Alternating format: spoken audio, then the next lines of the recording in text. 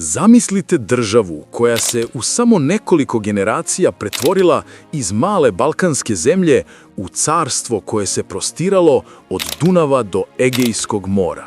Državu koja je imala svoje kraljeve, cara, zakon i jednu od najjačih vojski tog vremena. Iza svega toga stajala je jedna dinastija, Nemanjići.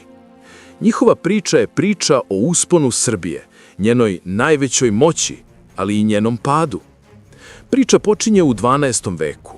U to vreme srpske zemlje nisu bile jedinstvene. Različiti vladari su upravljali pojedinim oblastima, a Vizantijsko carstvo imalo je ogroman uticaj na Balkan.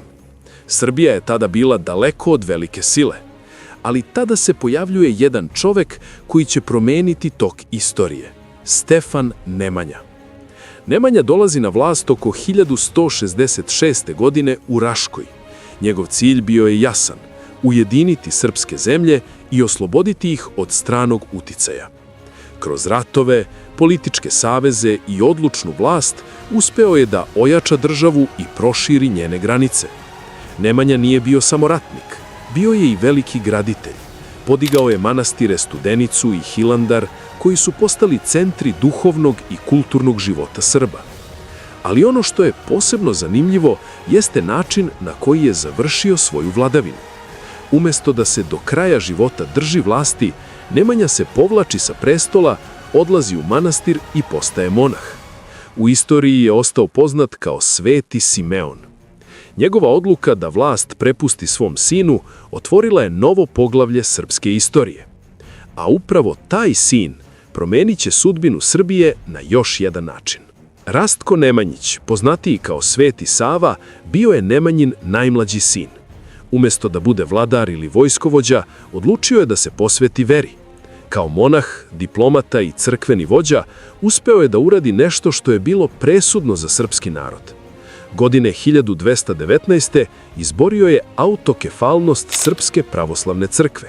To znači da Srpska crkva više nije bila pod kontrolom drugih patrijaršija. Srbija je prvi put dobila svoju nezavisnu crkvenu organizaciju. To je dodatno ojačalo državu i identitet naroda. Ali politički uspon Srbije tek je počinjao. Nemanjin sin Stefan postaje prvi krunisani kralj Srbije. Godine 1217. krunisan je za kralja i u istoriji ostaje poznat kao Stefan Prvovenčani. Ovim činom Srbija zvanično postaje kraljevina i ulazi među priznate evropske države. U narednim decenijama dinastija Nemanjića nastavlja da jača svoju moć. Srbija razvija trgovinu, otvara rudnike srebra i zlata i postaje ekonomski sve snažnija.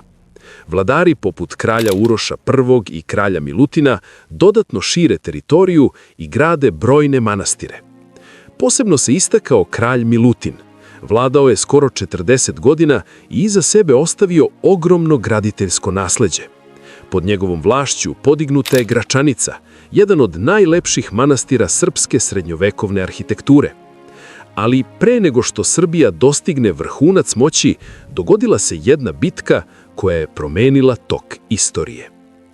Godine 1330.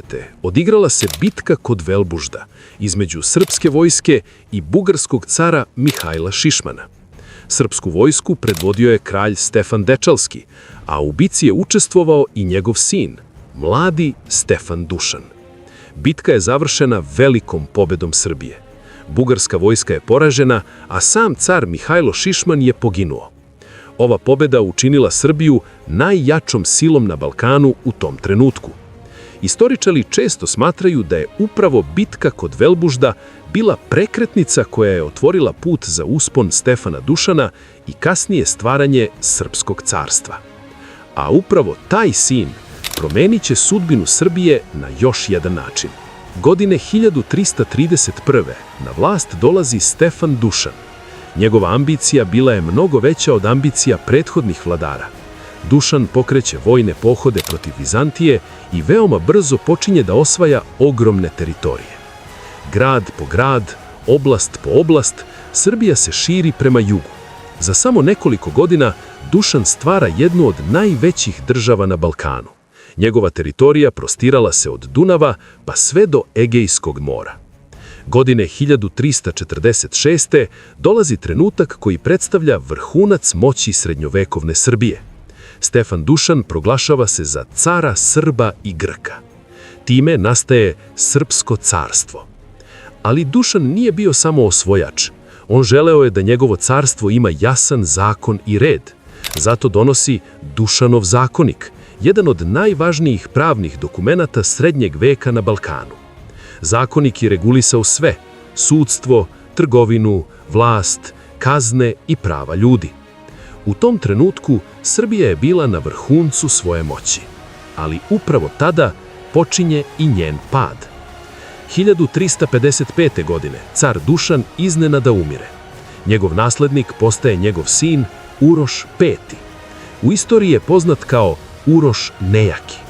Za razliku od svog oca, nije imao snage da kontroliše ogromno carstvo. Moćni velikaši počinju da vladaju svojim oblastima gotovo nezavisno. Centralna vlast slabi, a država se polako raspada. Srbija, koja je samo nekoliko godina ranije bila carstvo, sada se deli na više manjih oblasti. Ova politička slabost dolazi u najgorem mogućem trenutku. Na Balkan tada dolazi nova sila – Osmansko carstvo. 1371. umire car Uroš. Sa njim se završava vladavina dinastije Nemanjića, dinastija koja je skoro 2 veka oblikovala istoriju Srbije. Ali njihovo nasleđe nije nestalo. Manastiri koje su gradili i danas stoje. Zakoni koje su donosili ostali su deo pravne tradicije, a državu koju su stvorili zauvek je promenila tok srpske istorije. Nemanjići nisu bili samo vladari. Oni su bili tvorci jedne epohe. Ovaj video omogućio je srpskipatriota.com.